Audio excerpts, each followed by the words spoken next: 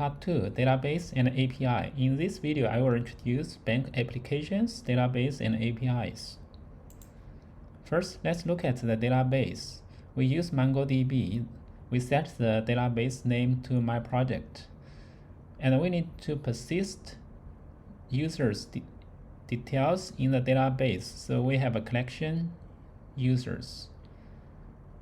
And the users will have their basic information like name, email, password. And there is another field, role. This field can be either admin or customer. Depending to this field, we will show related pages on client side. And each user will have a balance, which is because our application is like an ATM machine, so in their bank accounts, they will have the balance amount.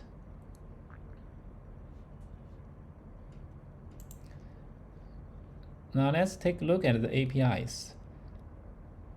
Client side will interact with spec server, interact with the apps through RESTful API.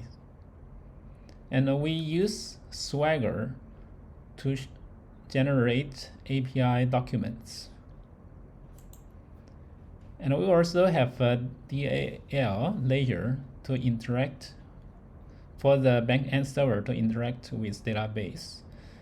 The APIs we have set to these five, these 5 endpoints. The first one, role verify. Based on email and the role, we can verify whether this role is authorized.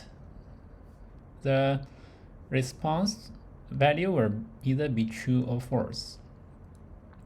The second endpoint is account create, to create account. And we pass the name, email, password, and role into this API. And we will create a new account in our database. The third endpoint is account find. Based on email, we will pass into the email, and then we will respond with account details. The fourth endpoint is account update.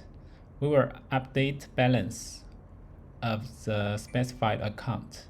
We will pass into the email and balance, and then we will update it in the database. The fifth endpoint is account all. We will return all the users, all the accounts through this API.